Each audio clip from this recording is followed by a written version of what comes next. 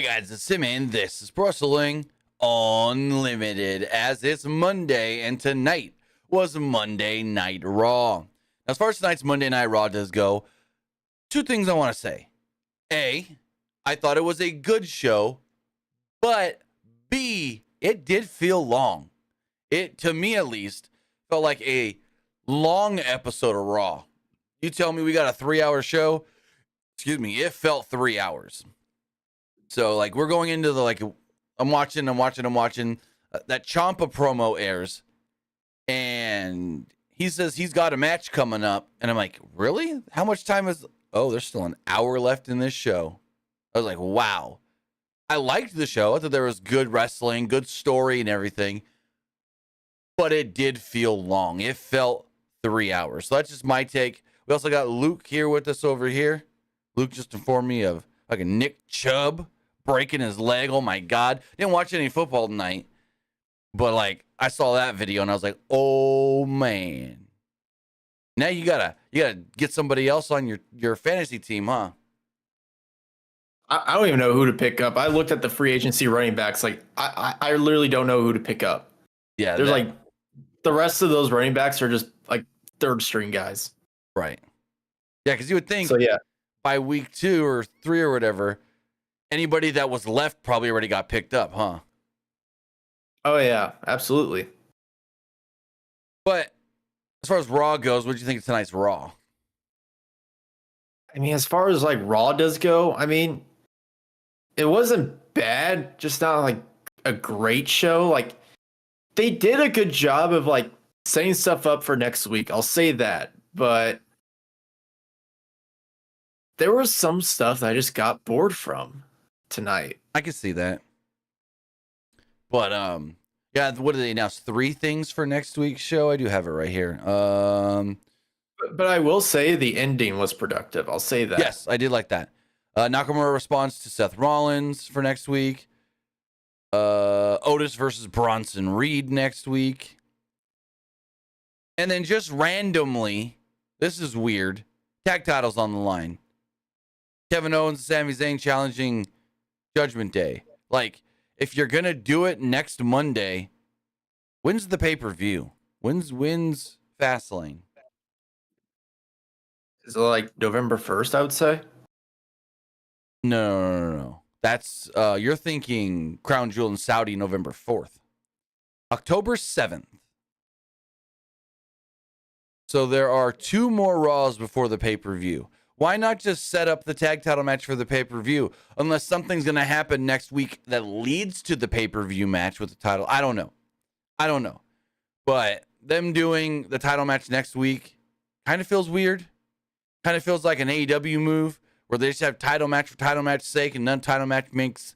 in AEW, no title matches mean anything, at least in my opinion. So, them doing this one on a random Raw where it's also, why? Kevin didn't beat anybody in Judgment Day tonight. Sammy didn't beat anybody in Judgment Day tonight. What did they even do to get it? I don't understand. So we'll figure it all out. We'll wait till next week's Raw and see. Bet you Judgment Day shows up on SmackDown because they can now. But as far as all that does go, I do want to say thank you for joining me here. Twitch.tv/PWU Unlimited. YouTube.com/Pro Wrestling Unlimited. And podcast services all around the globe like Stitcher, Spotify, Google Pod, Apple Pod, Anchor, iHeartRadio, and so much more. Remember, if you are watching live on Twitch, you can help us out a couple of different ways. You can either help us out by hitting that donate button down below or by donating Twitch bits in the live chat. Also, remember, you can put in a hype chat to get your comment, question, or concern highlighted and read live on the air. Also, remember, you can subscribe to the channel one of 2 different ways. You can subscribe with a tiered subscription, or you can subscribe with Amazon Prime, because remember, if you have Amazon Prime, then you have Prime Gaming. Prime Gaming gives you a lot of cool things like free games, free stuff for games, and you always get 1 free subscription to any Twitch channel you want to subscribe to throughout the month, and I'd greatly appreciate it if you did right here, Pro Wrestling Unlimited. Also, remember, head over to YouTube, hit that join button, and become a channel member. Finally, head over to the Epic Game Store. Right now, the Epic Game Store has their September savings going on. Their September savings sale with a number of games up right now. You can also go and buy Mortal Kombat 1, get the Crew Motorfest, EA Sports FC24, and so much more. And when you do, use this code right here, PW Unlimited at checkout, and you'll be supporting us at no extra cost. It doesn't cost you anything to put in the code. You're already buying something from the Epic Game Store. Maybe you're claiming the free game, 911 Operator. Maybe you're getting bucks for Rocket League, Fortnite, and Fall Guys. If you are, use this code, PWUNLIMITED at checkout, and you will be supporting us at no extra cost. But with that, we've got Monday Night Raw to talk about. Boom, notes up here. Also remember, as far as Twitch does go, it's September. So all Twitch subs, I believe, are 30% off. As far as Monday Night Raw does go, Raw kicks off immediately. Like, they do the now, then, forever, together. And soon as that fades out, boom, Cody's music's playing. Cody comes down to the ring. Don't even get a, hey, how you doing from Michael Cole or nothing. Just Cody. And I'm like, oh, they're really trying to get this thing rolling and whatnot. Felt like they were rushing some stuff right off the bat. Like, we got a lot. We got to get going. Rose kicks off the show. Gave his belt to a weight belt to a young fan in the front row. Rose wanted to talk about Jey Uso last week, but he was immediately interrupted by Dominic Mysterio. Dom tried to talk, but they booed him. Dom was loudly booed, like I stated, as he tried to explain that Jey is going to join the Judgment Day. Cody's like, huh? They're too loud. I can't hear you. Try to say it again, and they booed him again. Dom then said that Rhea wasn't here tonight. Mommy got injured last week because of Nia Jax, but he's dedicating the match to Mommy anyways. Cody said again, did you hear him? Because I didn't. And you hear everybody in the building go, no! I thought that was funny. Rose says, I'm getting Steve Urkel, Laura Winslow vibes.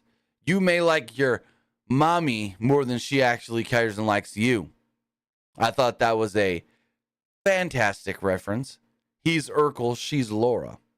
Rose noticed last week that Ripley seemed more interested in Jey Uso, though, than old Dirty Dom. Dom got offended and reminds Rhodes that his family always had his back. Finn and Damian then enters. Dom jumps in the ring. And then they show us Dragon Lee's in the front row. Then they tell us, hey, Dragon Lee's going to work next week on Raw. Dragon Lee next week on Raw will be challenging Dominic Mysterio for the NXT North American Championship. And my first thought was, please no. Don't do this. I get you have main roster wrestlers that are holding NXT championships. I'm okay with that. But when you start integrating the NXT titles into the main roster stuff, it's gonna water it down like AEW. It's gonna make it too convoluted like AEW. AEW's got AEW belts. They've got Ring of Honor belts. Sometimes they've got New Japan belts. Sometimes they've got AAA belts. It's just too much. You've got main roster belts. You got NXT belts. Keep those NXT belts to NXT. And if you want a main roster person to hold it, fine. But they don't need to be defended on the main roster. Keep that for NXT to pop a goddamn rating, like we did with Becky last week. Anyways, Cody Rhodes. I mean, go for it. I was gonna, yeah. Like, I get what you're saying with that, and like I agree with you. It's starting to look like too much like AEW, but again, like they're probably just trying something new here. Like bring some NXT guys up, have them wrestle like once for like an NXT title, like on main roster. But they're doing a good job with like as far as like having like main roster guys in NXT to like bump up the rating. So, so I like that, and it's probably just doing this as like another way to like bump up the ratings even more. I would say maybe. What do you think? Maybe trying to get like people interested in like future NXT shows and like maybe No Mercy as well. No, I get what you're saying. It makes sense. What did you think of the opening segment, though? I like Cody's promo. I really did. But I'm kind of tired of Cody and Dominic, though. Like, yeah, like their feud. Not even just that. It's Cody and Judgment Day. Why? It makes no sense. Like, we've as done far that as already. it makes a little bit of sense though, because now they got Jay involved, and Cody helped bring Jay to Raw. Yeah. True. And there's the history of like Cody and KO and Sammy. Well, yeah, that's a whole different thing though. But as far as this match does go, Cody Rhodes versus Dominic Mysterio, non-title. That NXT title was not on the line.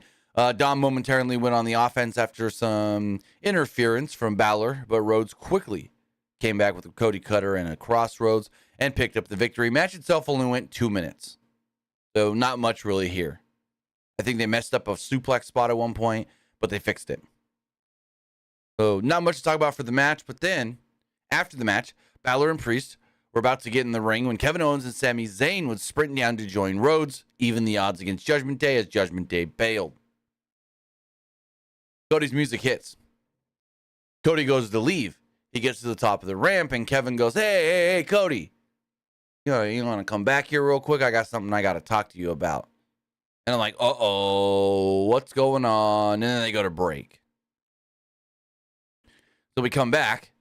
It's Cody, it's Sammy, and it's Kevin who's sitting on the top rope.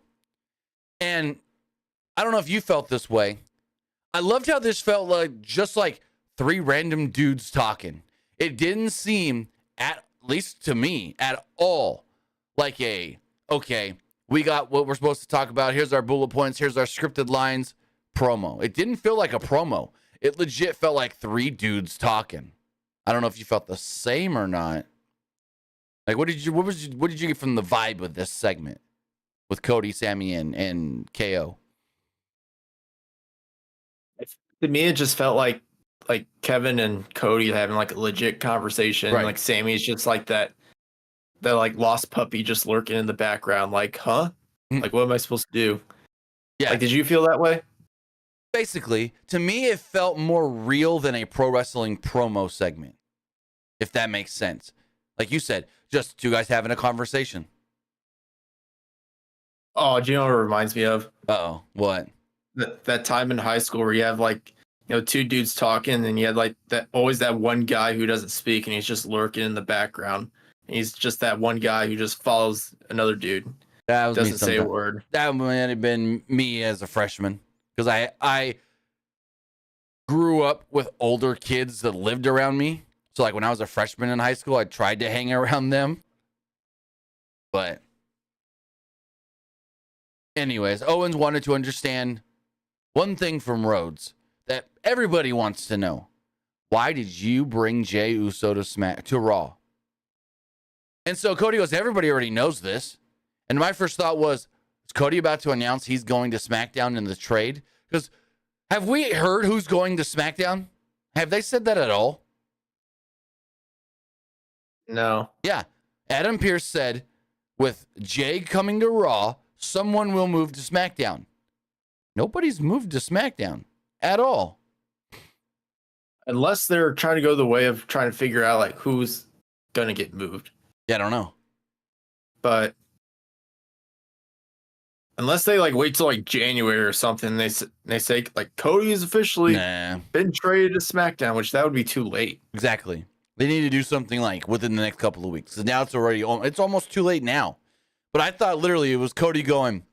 I thought Cody was going to go, well, yeah, I got Jay moved to Raw, so I can get moved to SmackDown where Roman and the belt that I want is. That's what I thought they were going to say. But no. Cody was just like, yeah, I had him moved here. Owens was like, why? You think that was a good idea? Rhodes said that he's had a lot of duties in his past, and his job was to make the people happy. Rhodes asked the crowd if they liked Jay, and they cheered. Rhodes states that he's had many second chances himself and thinks that Jay also deserves a second chance. Jay deserves a chance to show what he can actually do and that he's changed. Rhodes said that the bloodline was now down a member. And isn't that best for everybody? The bloodline's falling. And this is just another crumble of the bloodline. Basically, he was like, I got a guy from the bloodline. Shouldn't we all be happy that the bloodline are losing members? Zayn then gets on the mic and says that it has always taken Owens a long time to trust anybody. Zayn acknowledged that he may be too forgiving sometimes, and he thought that Owens should give Jay a second chance, but that's all on him. Zayn said that Owens gave him a second chance, and he's given Owens second chances, and look what happened. They're now they had once won tag team championships at WrestleMania. That line got a big pop. Owens was like, I'm not buying it. Owens noted that Jay was the reason why Sammy didn't win the Universal title at Elimination Chamber, and why, well, Cody didn't win the title at the Royal Rumble. He's like, and I'm not even going to count the countless times he screwed me. He also noted that Jay was one shade of eyeliner away from joining the Judgment Day. I popped on that line. That line got me. Owens says that he can't trust Jay, but he does trust both Cody and Sammy. So he's just going to have to take their word for it, and he walked away. So I really liked this. I thought it was really good. I thought it was something that felt different. And yeah, what did you think overall of the segment? I thought it was good. This is eventually going to lead to like KO, Sammy, Cody, and Jay against the Judgment Day at War Games. Good chance. It's gonna happen. Right. Like, so this is just like their way of trying to like slowly build it up where Kevin's still doesn't trust like Cody and like Jay's. So he's slowly trying to gain their trust. Right. So then they replayed Nia Jax's return last week. Michael Cole said that Rhea Ripley and Raquel Rodriguez were both out injured. They're both day-to-day, with Rhea suffering bruised ribs and Raquel suffering from whiplash off the Samoan drop. So basically, they're like, Nia's been here for a week, and she's already hurting people. Now, I don't think they're legit injuries. I don't think anyone actually got hurt. But the whole thing back in the day was Nia hurts everybody. So what does she do when she first shows back up? She hurts people in the storyline. I keep seeing like too many people on Twitter going like, why would WWE bring her back? Why not? She constantly injures people. She injured Becky, and she injured like other people as well. I'm like, well, it's WWE's choice if they want to bring her back or not. Like we're not Triple H or like any other official backstage, so we don't know like the true Nia. Maybe like if there's like a let's say like an attitude problem with Nia, then yeah, I can see why they like wouldn't want to bring her back. But and also another thing is, you know, wrestlers are human. They got to make a living. So like, what do you want her to do? Like not work? All I can say to that is I do know Nia is very well liked by her peers backstage. That is a legit thing you can say. Most people backstage, and I say most because I don't know if everybody does or not, but from everything I've always heard, she is very well liked backstage. Yeah, and like I don't know if you see her TikToks or not, but she still hangs out with quite a few like people who are in WWE right now. So I mean, I think her and Charlotte Flair are like best friends.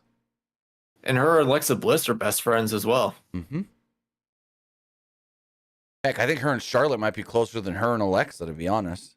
But probably. So we get some changes here. I don't know what these changes, why, but Michael Cole acknowledges there was supposed to be a 2 out of 3 falls match with the New Day and the Viking Raiders, but that has been changed. They then air a clip of Adam Pearce from earlier in the day explaining to Kofi Kingston and Xavier Woods that Eric wasn't medically cleared to compete. Now, I've got something that I heard on that. I'll talk about it in a second. Pearce then changed it to a singles match, and the New Day played rock, paper, scissors to determine who would take on Ivar. Now, I don't know about Eric, but there was word going around this evening that Woods may not have been medically cleared. So I don't know if Eric also, and why they would say Eric if it's, I don't know. But there was stuff going around backstage tonight that was Woods may not have been cleared. So again, don't know why they said Eric. Maybe he's not either, but yeah, very interesting. The New Day literally can't catch a break with injuries. I mean, if it's true, but yeah. If it is true, then like, yeah, Woods, he was injured for a little bit. Kofi, just came back from a long-term injury. Yep. Like Big E, he may not even wrestle again. Yeah, that right there's sad, but so it is sad. So we get the intros. This is funny. I usually don't talk about the entrances, but this was funny. They're coming down to the ring, and Samantha Irvin literally says, accompanied by Eric, representing the Viking Raiders, Ivar. But there was no Eric. It was Valhalla. So, I mean, it happens. There's been a history of Samantha Irvin like messing up on like announcing. Like everybody does. Remember the one? It happens. Remember the one at Money in the Bank where she said representing the Judgment Day, Bailey? Yeah. That was a meme. Then she did. Go for it. She did talk about this in her interview with Ryan Satin. She said like, hang on, let me go to Twitter real quick, and she's like, oh crap, I messed up. But then she's like, you know what? It happens. So that was like Becky. Becky messed up her promo later, and then literally, what did she say? Hold on, I want to get the right line, because Becky messed up her promo and then basically told us into the microphone she messed up. Becky messed up her line where she was like, I'm going to do this open challenge. Any place. Or she said something about like, any place. Or she was supposed to say right place, right time. But she was like, she said something about place and time. I don't know. She messed it up. And then Becky like takes the mic away from her mouth, but loudly enough into the mic still goes, oh, I messed that up. So I thought that was funny. As Natty's coming down to the ring, she's like, oh, I messed that up. Because what was it? She said something about, I'll do this open challenge. There's no better place. Oh, that's what it was. There's no better place than, she literally goes, there's no better place than right now. There's no better time than, and then she's like, I messed that up. She's supposed to say no better place than here, no better time than now. And she just got it all mixed up. But yeah, I just thought it was funny when she was like, I messed it up. But that was later on in the show. So as far as this match does go, Kofi Kingston versus Ivar. I loved this match. This match was so much fun. It got time, 13 minutes. And Ivar with just a picture-perfect moonsault in this match. But Ivar splashed Kingston outside the ring early. After a commercial break, Kingston avoided a diving splash into the ring and came back with a splash of his own for a 2. He followed this up with a crossbody for a 2 and an SOS. Ivar ducked a Trouble in Paradise and hit a double underhook sit-out powerbomb for a close near fall. The crowd then chanted for Kofi before Ivar hit a spinning leg lariat for a 2.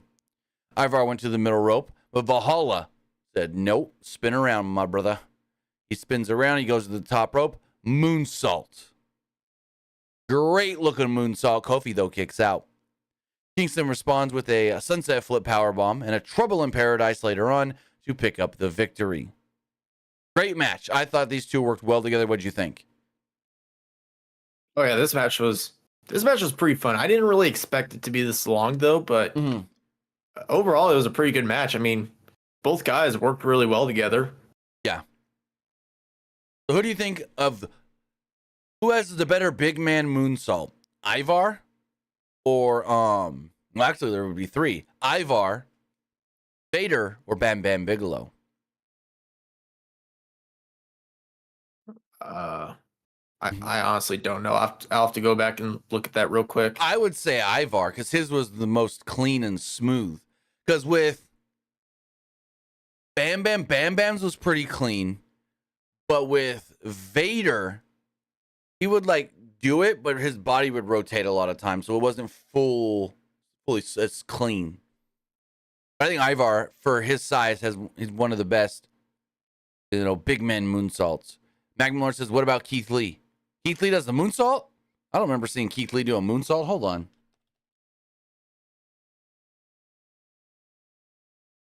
I mean, probably. Sure, he's done one before. Hold on. I think he did one in NXT. Here's one. Hold on. I'm looking it up. Oh. Keith Lee may have the best big man moonsault, actually. Because he did a perfect moonsault from the middle rope. To be, no offense, that big and do a moonsault that clean from the middle rope, yeah. I think it's Keith Lee.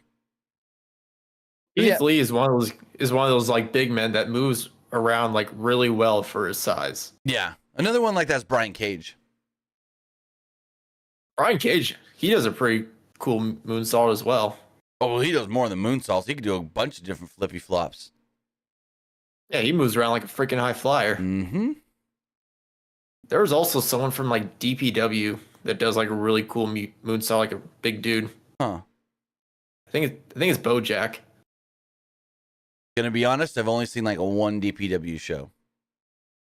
I mean, I'll see it every now and then. I won't like watch it consistently. I don't even think I saw the whole show, but they got good talent there. I'll say that. I'm Andrew Everett, 90% sure. I'm 90% sure they're getting Adam Cole for a show soon too, because Dank basically called out Adam Cole. Oh, it's gonna happen. If they weren't, then he wouldn't have done that. Right. We go to the back. Jackie Redmond interviewed the high night of the night, Ricochet. He had to say the whole thing.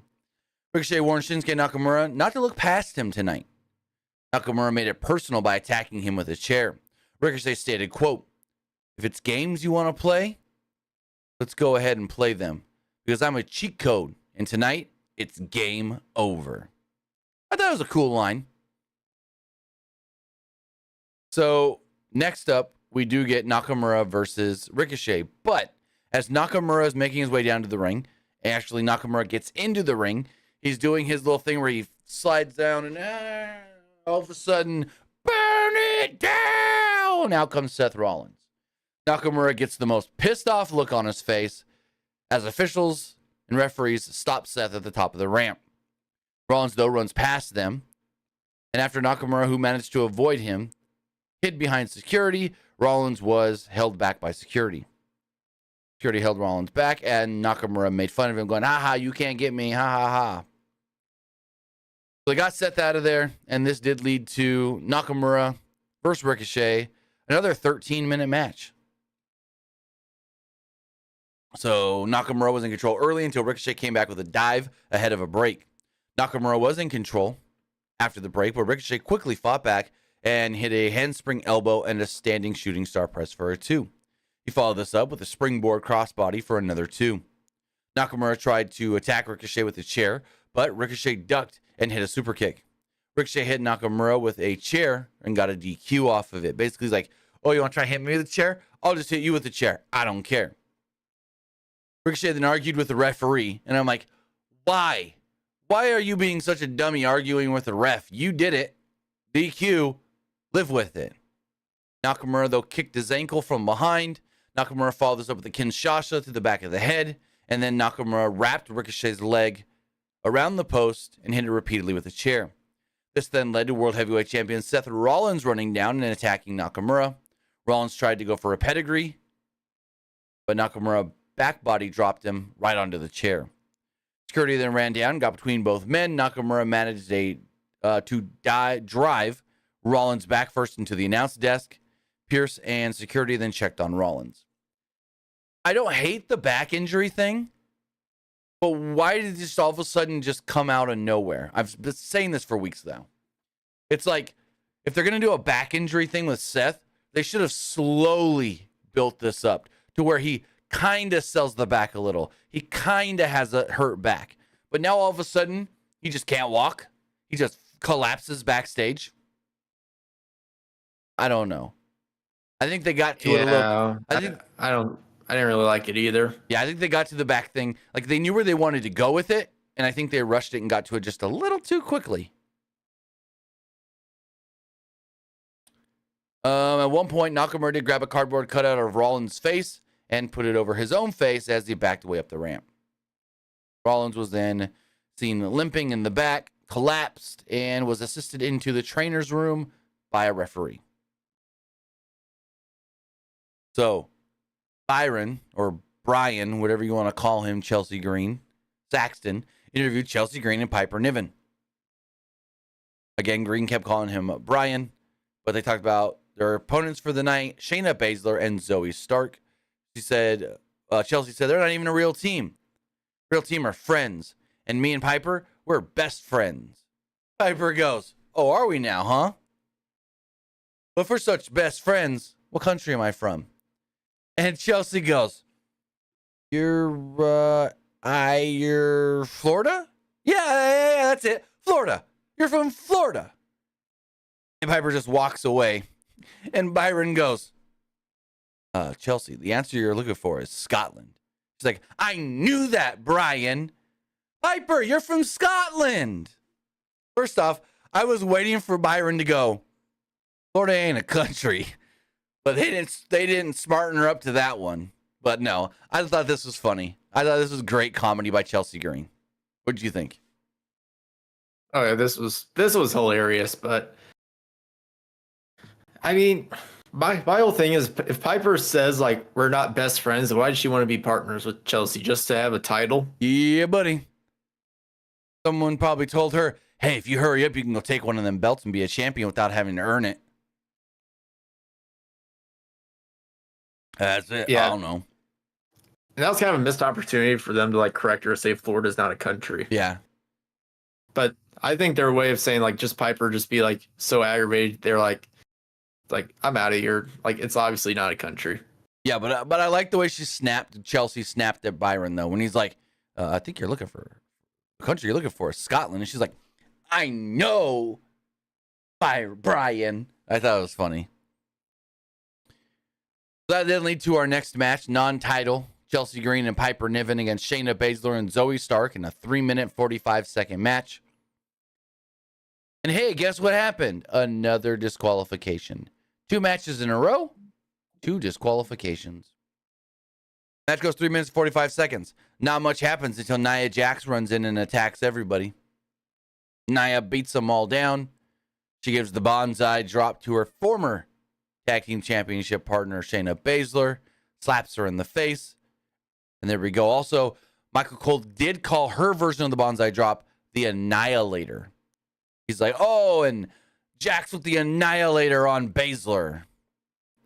So as Nia is walking up the ramp, she said, it's open season.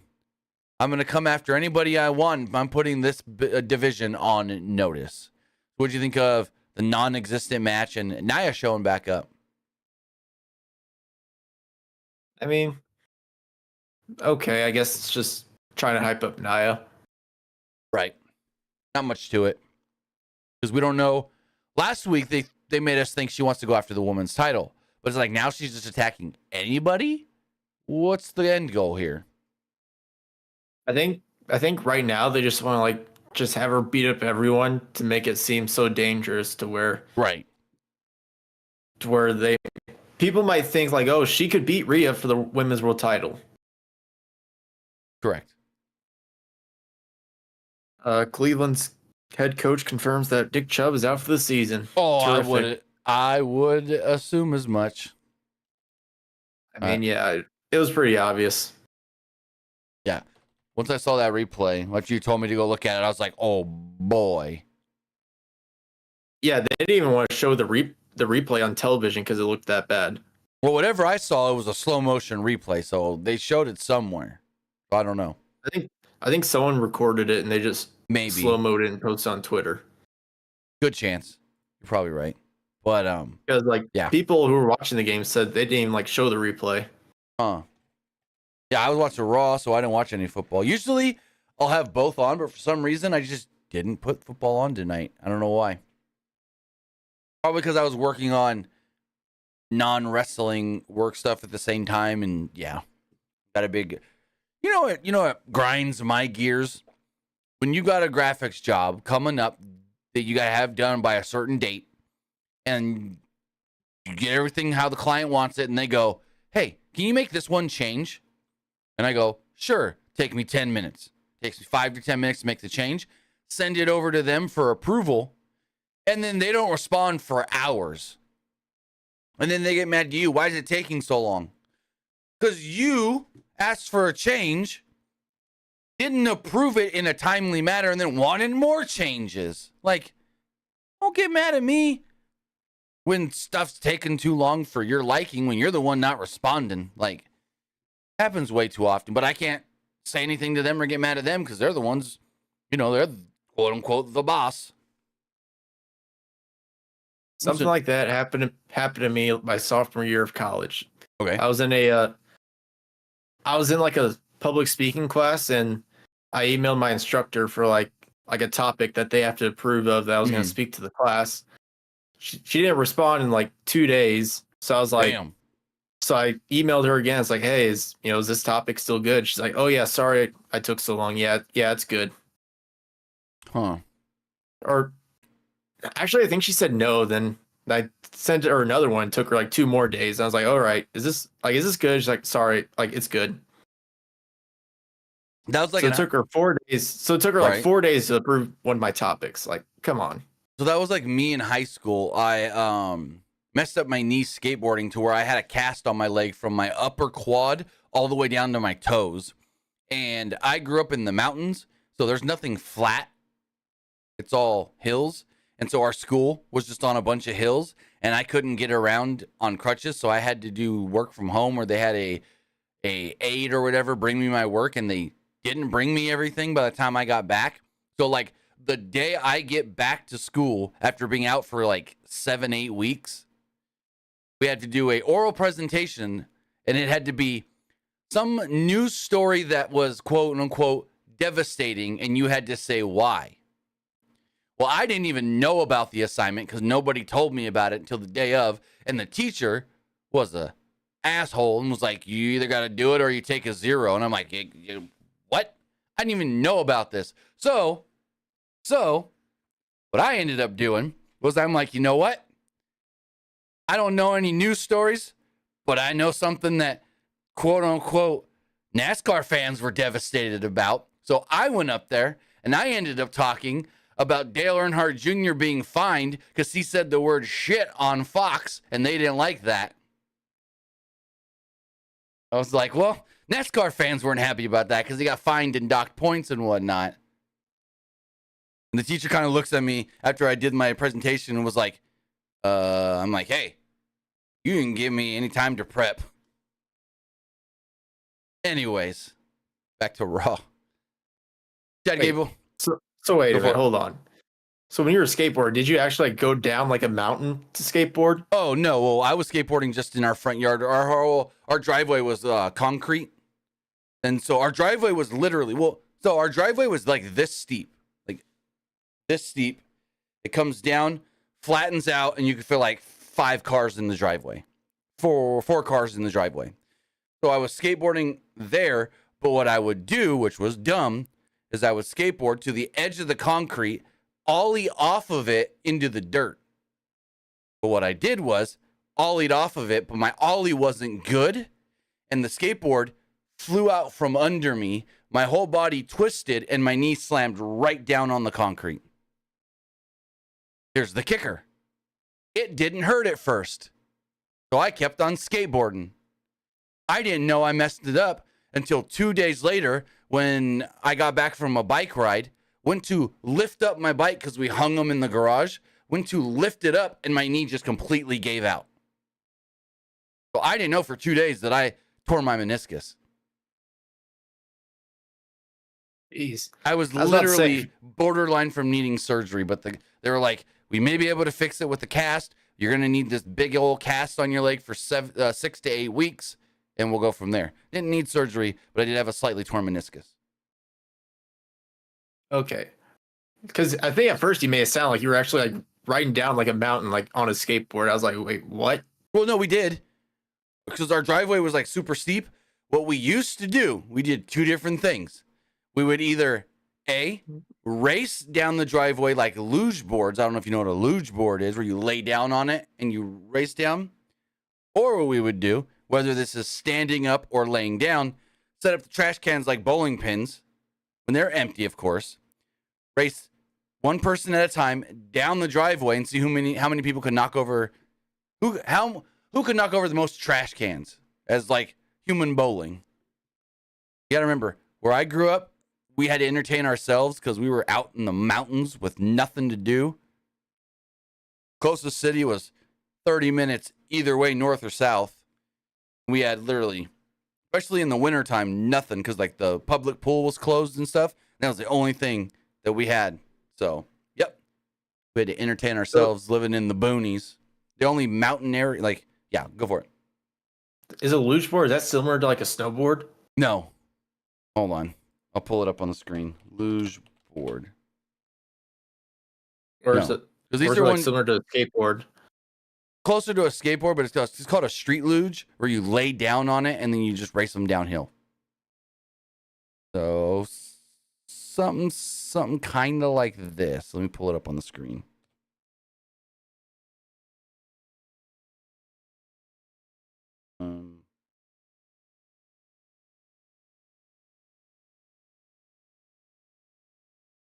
But we would just use our skateboards because we didn't have actual luge boards.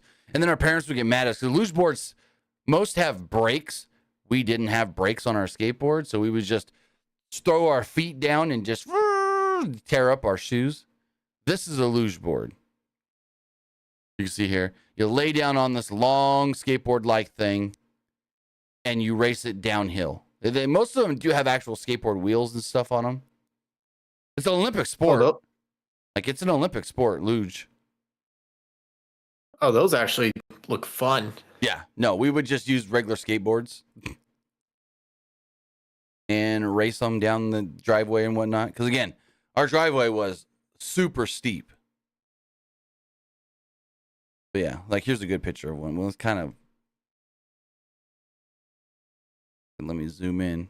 But, yeah, you lay on them, legs straight out. Because that's what you want. You want your body as straight and stiff as possible to get the most speed out of it. Okay. Yeah. We did some crazy stuff to entertain ourselves growing up. Because, like I said, we couldn't go to the arcade. We couldn't go hang out. We had a grocery store and a gas station. Everything else was 30 minutes either way on the highway. So you couldn't just ride your bike there. Go for it. Did you guys at least have like a local park or anything? Kind of, but there was really nothing there.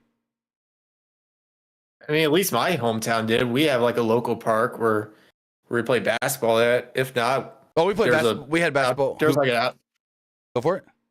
We also had like a basketball court like at our public school a lot. Like over the summer, like we would just go to we would probably just play basketball like at the school basketball court all the time. Oh no, we also had a community. We also had a community center as well with the basketball court. So yeah, there's a lot of basketball in our hometown as well. All we had during the summer was a community pool, and it was only open during the summer. But we had a basketball hoop in our front yard, and our driveway, the concreted area, was basically the size of a half court. So we could play half court basketball in our front yard. All right. We need to get back to Raw here. Right. As far as Raw does go, Chad Gable approached Adam Pearce and asked him when he could get a rematch against Gunther for the Intercontinental Championship. This, I wasn't a big fan of because I loved the promo that Chad Gable cut on social media a few weeks ago saying, I'm going to earn my way back to the Intercontinental title, and I hope Gunther's still the champ so I could try to take the title from him again. This just sounded like him going, Adam, can I have another shot, please? So Pearson said that Gunther won, so Gable would have to work his way back to the top. Like, they're still doing that, but I didn't like Gable asking for it when he literally said a few weeks ago that he wanted to earn it. Bronson Reed would show up and told Gable to go to the back of the line. Gable told him to shush and said that he's made a name suplexing big men like him. Reed didn't think that he could suplex him, so Pierce put him together in a match. What did you think of the segment? I didn't like the part where like they made Gable look weak in this. Like a little bit. Like, oh, can I just get another shot even though I lost? Like, what? Yeah. And they made a Bam Bam Bigelow reference about like Bronson Reed. I think Corey Graves. He did. Or no, not Corey Graves, but like Wade Barrett. I can't remember who said it was Wade Barrett. Wade Barrett basically said that Bronson Reed's like a modern day Bam Bam Bigelow. Yep. I heard that. So they aired clips of The Rock surprising everybody and showing up on SmackDown. According to Pat McAfee, that stuff came together super quick, like within an hour to hour and a half from when they had to be on television. Not like just, oh, we need you at the building in an hour or so. It's like, no, you guys are 30 minutes away. There's hella traffic, and we need you here in the next hour if you want to be on the show. But it did really help the numbers. Great rating, good social media. I think across all WWE social media platforms, any video they posted with The Rock overall, collectively, did like 100 million views. Jackie Redmond interviewed Jey Uso. She asked about his not-so-warm welcome to Monday Night Raw. Jey talked about his history with Drew McIntyre until he was interrupted by Damian Priest. Priest said the rest of the Judgment Day, they kind of want your brother to join the group, but I want you. How about you do me a favor? By the end of the night, you let me know. Will you like to join the group? Priest told Jey that this is about family. And Jay's like, oh, I already know about family. I don't need any more of that. And he's like, this is a different kind of family. This is a family of people that came together, not of relatives. You know relatives. This is a real family of people that want to be with one another, not have to. I like that analogy of the bloodline are a bunch of people that they were kind of forced together because of where they come from. Judgment Day is a collection of people with common goals and interests that came together for, to try and hit those common goals and interests. Priest didn't want Jey to make him look bad in front of the rest of the Judgment Day and was like, hey, I need your answer by the end of the night. So, not much to it. We then go to Bronson Reed and Chad Gable. This match itself goes 8 minutes and 45 seconds. And Gable just lost clean. After all that, you got to work back to it. And I thought they were going to have Gable work back to it. He just loses clean. Great fight, but loses clean. So are we going to get Chad losing a couple times and then getting on the run to go back to the title? I don't know. But Reed dominated most. I think so. Go for it. What were you saying? I mean, I would think so. Just have him lose like once or twice and then try to like go on the run to try and stay focused and then beat a bunch of people to try and get Gunther. I guess go for it. Like, I don't think Chad takes the belt from Gunther. I don't think that's the case, but I can totally see him maybe like beating the guy who takes the belt from Gunther, whether that's Ciampa or heck, Ilya Dragunov, because I know a lot of people really want Dragunov to repeat history. I don't know. I like Dragunov. I just don't think the main roster crowd would receive him well. Do you know what I think they should do first? Bring him up for main roster for like one match with like his current gimmick, and if fans don't like it, then they can change it. Just doing it once, I don't think is going to be good enough because it's like you're going to have a lot of people that don't know who he is anyways. You need like JD McDonough. They brought him up and people don't know who he is. They're like, what is this guy? So I don't know. I could have sworn they brought him up before though. I know they brought him up to like 205 Live for like something. Yeah, but how many people watch 205 Live?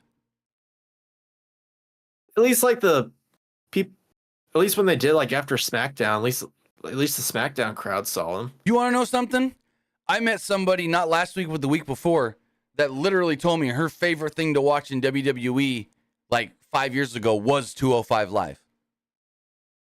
She was like, yeah, my ex-boyfriend loved WWE, and my favorite thing to watch was 205 Live. My favorite was Jack Gallagher, or Gallagher, or whatever his name was. I was like, oh, well, A, 205 Live ain't a thing anymore, and B, you don't want to like him anymore either.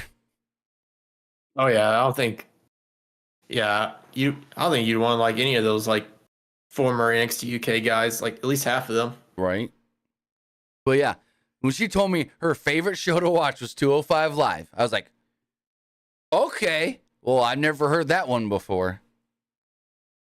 I mean, there was some good wrestling though in it, at least. Well, yeah. You had TJP, you had Mustafa Ali on that show, you had Cedric Alexander. Great wrestlers. But they had like Neville or Pac, yeah, like when he was the Cruiserweight champion. That was that was fun. But then when they add like Enzo Amore there, they kind of make it seem a little bit like a joke. Excuse me. So as far as this match does go, Reed dominated most of the early portions of the match, but Gable did fight back after a break and hit a diving headbutt for a 2. Reed tried a senton, but Gable got his knees up. Gable sold his knee as he tried but failed to suplex Reed. Reed then dropped Gable with a tsunami, kind of out of nowhere, and pinned him to pick up the victory. So yeah, good match, but like the finish kind of was just like there. No real heat for the finish or anything. What'd you think of the match? Please give me Bronson Reed versus Gunther for the IC title. Please give me that match. Well, I think they're right now building up Ciampa. Oh, it's gonna be Ciampa, but I'd say maybe after Ciampa, definitely do Bronson Reed. Maybe Ciampa can be the one to take the title off of him, though. I don't know, because Ciampa keeps saying on social media that he's still trying to find Johnny. True. So it's like, what do? They have him go the IC title route, or do they still go the route of like him trying to find Johnny and they reunite DIY? I would say the better bet is whatever they're doing on actual TV. Or do you know what they could do? Johnny helps him win the IC title. Close. Okay. So Ciampa loses to Gunther. He's in the back. He's all upset. Then like out comes Johnny trying to like say, hey, that didn't work out, but I know it can work out. And then they go and get the tag titles. That'd be dope. Like that'd be awesome. Speaking of Tommaso Ciampa, that's like the perfect way to bring back DIY. Right. So speaking of Tommaso Ciampa, he got a promo backstage. He told himself that when he came to Raw, he should play the long game and be patient because his number would get called. But he's waited long enough. Ciampa went after Imperium last week because Gunther has what he wanted. So basically, he's telling us on TV, I want the NXT, or not the NXT, the Intercontinental Championship. Speaking of NXT, they did recap Becky Lynch becoming the new NXT Women's Champion, now becoming a Grand Slam champion, defeating Tiffany Stratton. Lynch was then shown walking through the back as she fist bumped Akira Tozawa. We then go and see Jey Uso approach Owens. Jey was hot and told Owens to speak to him to his face if he's got a problem with him. Owens was hot too and figured it was a matter of time before Jey joined the Judgment Day. Owens was wearing a Bad Guy Forever Razor Ramon shirt. I always love when Owens is wearing these old school like Legends shirts. I always think those are cool. Zayn calmed everything down. Owens said that he didn't care for Jey and didn't care if Jey joined the Judgment Day because he didn't trust him either way. Owens said that they didn't have a match, so he was leaving and would see Zayn in the car. Zayn told Jey that he had a big decision to make tonight and wished him good luck. Jey said thanks. So, yeah. Kind of weird that Owens is like, I don't trust him. I don't like him. Because he teamed with them last week. Now, I get it. He super kicked him by accident. But how does Kevin not know it was an accident? I can still see him not wanting to trust him. But it's like, you teamed with the goddamn guy last week. And you're saying you never trusted him? So why did you even agree last week to team with him in the first place? That's what's kind of not making sense to me. Yeah. I agree with that. I mean, yeah, I don't know. I really don't. I mean, I don't know why Kevin Owens would not want to trust him, though. Like I get it with the whole because Jey thing. Because he screwed him out of the Universal title like 5 times. That's why. Think about it. All through the pandemic, every time Kevin tried to go for the title, Jey was right there to help Roman. Yeah. Cool. Except for that Royal Rumble last man standing match. Paul Heyman was there to help Roman, but that's a whole other thing. Oh, and there was the Survivor Series one where they did just Roman versus Drew, champion versus champion. Yeah. We go to the ring. Becky Lynch comes out for a promo. Becky said that she didn't have it on her bingo card that she would win the NXT Women's Championship this year, but she has learned that she has to take the opportunities when they're given. She didn't go after it for the sake of winning it and calling herself a Grand Slam champion, although it is pretty nice. Lynch wanted it so she could defend it and elevate it to new heights. NXT represents the future, and Rhea also represents hope, hunger, passion, and progress. She wanted to test herself against the best the future has to offer, which is why she'll be at NXT tomorrow night. But tonight, she's here in Salt Lake City, Utah, and she wants to defend this title against somebody that's never gotten an opportunity before. And then who would come out of all people? Frickin' Natalya. Natalya coming out. He was like, oh, you want to give an open challenge? Well, I accept. And she says something about she's worked her ass off and she deserves this and this and that. She says she took Rhea Ripley to the limit weeks ago and has been patiently waiting for another chance. Lynch was like, I respect you, Natty, but I wanted to give this opportunity to somebody who's never had an opportunity before. You're out here now trying to take that from other people. And Natty goes, wasn't that what you did? You went down to NXT and took an opportunity from all those starving young women down there that could have got a shot instead of you? And she's like, you're a hypocrite. You're a hypocritical ginger witch. Natty then shoved Becky, so Becky accepted. I was like, oh, wow. What a line. Hypocritical ginger witch. What do you think of this segment? So here's my thing about like, Becky being NXT champion. Like, we can hear you. Hold on. We can hear you, but you're frozen. Wait, you're moving a little bit. Disconnect and reconnect real quick. Give us 1 second, guys. He's just gonna reconnect real fast. All right, how about now? Looks better. So, like, here's my thing with, like, Becky being NXT champion. Like, I don't mind main roster guys being, like, holding an NXT belt. Like, I don't mind that at all. We've seen it with the New Day. We've seen it with, like, Dolph Ziggler in the past. Like, I don't mind it at all. But when you're having, like, more than one main roster person, like, holding an NXT belt at the same time, yeah, it just makes, like, the rest of the NXT wrestlers just seem, like, not important at all. I totally agree with that. Yeah, like, okay to have one, but don't have too many. Like, they should at least wait until like Dominic dropped the North American title. Right.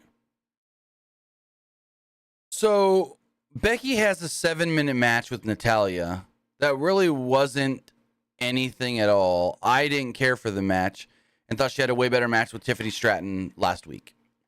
Like, this Natty match was nothing at all, to the point where I don't even have really any notes for it. It went 7 minutes, but nothing happened in those 7 minutes.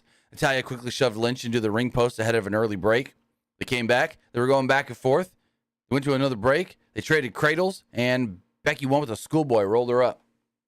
Nothing to the match at all. Natalya then looked very dejected, sitting in the corner afterwards, and Becky celebrated. You got any thoughts on the match? Because I don't.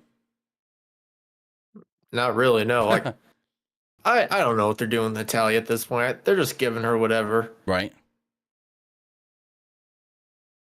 Dom busted into Adam Pearce's office as he spoke with Dragon Lee. Dom blamed Pierce for his loss to Rhodes because Mommy wasn't there tonight. Like, why does that have anything to do with Pierce? I don't know. He claimed that he was distracted because Mommy wasn't by his side, and she wasn't by his side because Pierce didn't punish Nia Jax. Again, don't know why that has anything to do with her not being cleared to be there. Dom then told Dragon Lee that he doesn't like guys with masks. They remind him of his deadbeat dad. Dragon Lee then said that he would beat him and win the NXT North American title next week on Raw. Honestly, I kind of hope, I like Dom having the belt, but I kind of hope they do the title change on Raw. I think it would be great for Dragon Lee if they did that title change on Raw next week. I would be all for Dragon Lee being North American champion, but my gut tells me he's not going to win the belt off of Dominic. My gut tells me it's going to be Mustafa Ali, because I don't know if anyone watches NXT or not, but Mustafa Ali keeps cutting those like vignettes of saying like my goal in NXT is to be like North American champion. So that leads me to believe that he's going to beat Dom for that North American title. But I can totally see Dragon Lee beating Dom on main roster because like they're pushing Dragon Lee pretty well in NXT down there, and like he's a guy that they probably want to put on main roster like very soon. So when he got signed, his manager did an interview saying that the plan was for him to be in NXT for no longer than 1 year and then be moved up. And apparently they paid him good money too. So yeah, I'd say it's almost that 1 year mark. We're getting there. We have a couple more months because what was it, January when he came in? I'd say maybe. Is NXT gonna have like a premium live event in January? I have no clue. I would assume so. I like would think, yeah. Vengeance Day, maybe. Well, that's usually February, the Vengeance Day. Last couple of years, that's been February. Then is January just going to be a New Year's Evil then? Maybe, and then that would be just on USA. But I can see maybe like Dragon Lee in the Royal Rumble, and that be his call up. Be like, hey, he's going to work the Rumble, and then he's on the main roster moving forward. I would like it. Like, would you put it on Raw or SmackDown? That's a tough one. Raw. I would go Raw.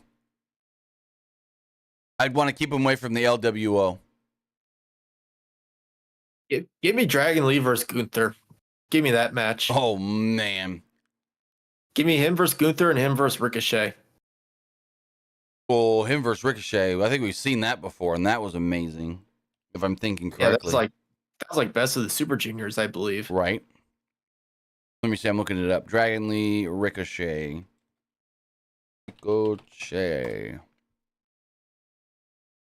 they fought in Ring of Honor. They had a Ring of Honor match. Oh, they did? Well, hold on. So they had a Best of the Super Juniors in 2017.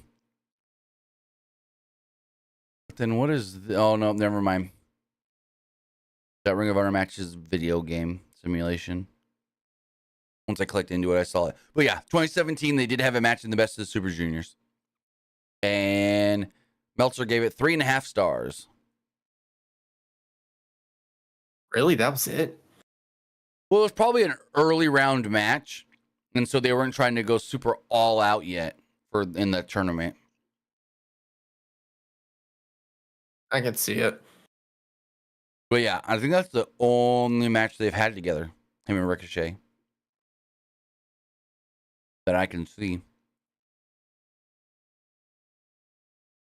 But regardless, we have Tommaso Ciampa versus Giovanni Vinci. Match itself goes 3.5 minutes. Vinci was in control until Ciampa hit a Thez press and a reverse DDT. Kaiser tried a distraction, but it didn't really work. Vinci tried a springboard move, but Ciampa caught him in midair with a knee strike. Ciampa then applied the Sicilian stretch, his version of the Gargano escape, and won via submission. So there we go.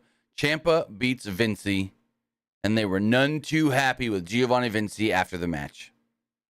Any thoughts? Oh, they've been unhappy with Vinci for like weeks now. Right, and they showed Gunther watching backstage. Apparently there's a new Gunther shirt that looks pretty cool. I'll have to check it out. I assume it'll be on WWE Shop. I'll probably check it out after this. I'm gonna see if I can find it right now real fast. Let's see. Gunther, where's Gunther? Superstars, A, B, C, D, E, F, G. Not in alphabetical order. Gunther. Here it is.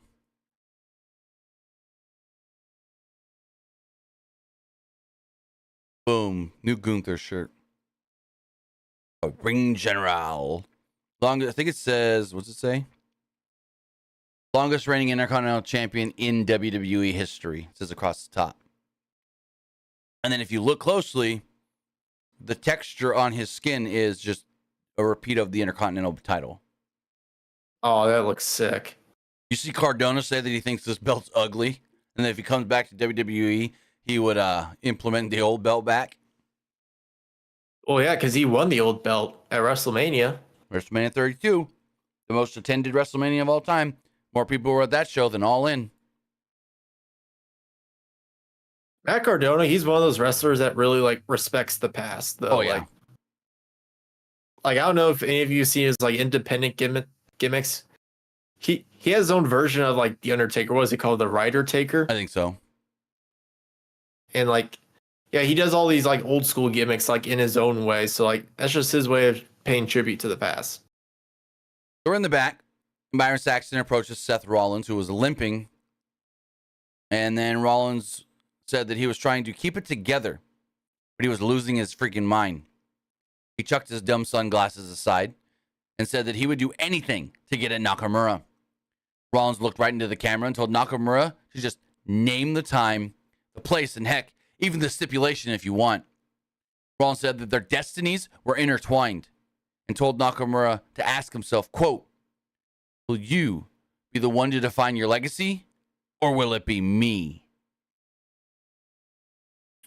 So yeah, next week, we're going to find out what Nakamura's response is. This is weird that it's the champion chasing after the challenger, I guess you could say. But hey, it's different, so I'm not knocking it too hard. I mean, I'm sure we've seen it before, though. Right? Like, Yeah, we have. but it's one of those things that we don't see like as often. If that makes sense. Right. And I kind of like that. So as far as next week's show does go, Raw from Ontario, California, we do have the WWE Undisputed Tag Team Championships on the line. Finn Balor and Damian Priest against Kevin Owens and Sami Zayn. Bronson Reed will be taking on Otis, and Shinsuke Nakamura will respond to Seth Rollins. This did then lead to our main event match. Drew McIntyre versus main event Jey Uso. Match itself went 14 minutes. So McIntyre used his strength to take an early advantage, but Jey came back with consecutive suicide dives. Judgment Day then marched down to the ring to kind of watch everything going on. McIntyre then gave Jey a superplex, and we go to a commercial break. No, as he came back from the commercial break. They got to their feet and exchanged right hands before Jey hit a Samoan drop for a 2. Jey tried another dive, but McIntyre punched him and hit him with a spine buster. McIntyre then set up a Claymore kick, but Dom distracted the referee, and Priest grabbed McIntyre's foot. The distraction allowed Jey to hit a super kick and get a near fall off of it. Judgment Day then tried getting Jey onto their side, and Jey bumped fists with Priest. Jey then super kicked Priest, Balor, and Dom all off the apron, solidifying, I ain't joining Judgment Day. Crowd cheered. However, as soon as he did this, he turned around and boom, Claymore kick to the face. Drew then pins him, and the show goes, or not, the show don't go off there yet, but the match ends. He pins him, he wins. So Judgment Day, none too happy with old main event Jey Uso. And before we get into that, what did you think of the match? I feel like this match, they like focus too much on the outside stuff than like the inside stuff. Agree. But as far as like Drew's body language, though, you could just tell, hey, Drew's turning heel. Oh yeah, he's turning heel. Let's talk about that. Judgment Day with the boots to Jey Uso in the ring, 3-on-1. McIntyre was at the top of the ramp and kind of looked like, do I go save him or not? No, I'm still pissed off at this guy. Then he waits again. Do I go save him or not? Not. And then Cody Rhodes' music would hit. Cody would run down to the ring, dispatch of the Judgment Day, and save Jey Uso. Rhodes would dump Priest over the top rope, while Jey super kicked Balor and Dom. He then gave Dom a crossroads, and then Priest pulled Dom out of the ring. Rhodes helped Jey to his feet, shook his hand, and the crowd cheered loudly. So yeah, Raw goes off the air with Cody saving Jey, Drew being conflicted, and the Judgment Day retreating. Any final thoughts? I think they're really. I know I said this earlier, but they are slowly building Judgment Day versus Cody, KO, Sammy, and main event Jay at War Games. Shockingly, no JD McDonough tonight. I don't think that was weird. I didn't think about that, but yeah, you're right. Like, I don't know if he was like sick or anything. I don't know. But with that, guys, that's what we thought of tonight's show. Now it's time to hear what you guys thought of tonight's show as I go over here and I refresh the polls. As far as the Twitch poll does go, 100% of you liked the show. Looking at the Twitter poll, 57% liked the show, 35% thought it was just all right, and 7% didn't like it. As far as the YouTube community poll does go, 65% liked the show, 27% thought it was just all right, and 8% didn't like it. Some of the comments. Seems like WWE is finally getting good again. Versus says the Kofi Ivar match had no reason to be as good as it was. Versus says turned it off after the first hour, just another mid show. And this person says I liked it.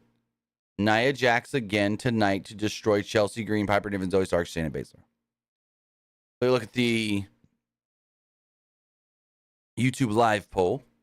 63% liked the show. 30% thought it was just all right. And 7% did not like it. So with that, guys, that is going to wrap everything up. I want to say thank you for joining me here. Twitch.tv/PWU Unlimited. YouTube.com/Pro Wrestling Unlimited. And podcast services all around the globe like Stitcher, Spotify, Google Pod, Apple Pod, Anchor, iHeartRadio, and so much more. But Luke, tell them where they can find you. You can find me over at Twitter at Petke_21. And you can also find me over at Twitch at the Luke Petke. So with that, guys, have a great rest of your night. Have a great rest of your week. I'll be back Wednesday evening for AEW Dynamite. We'll see you next time. Have a good one, guys.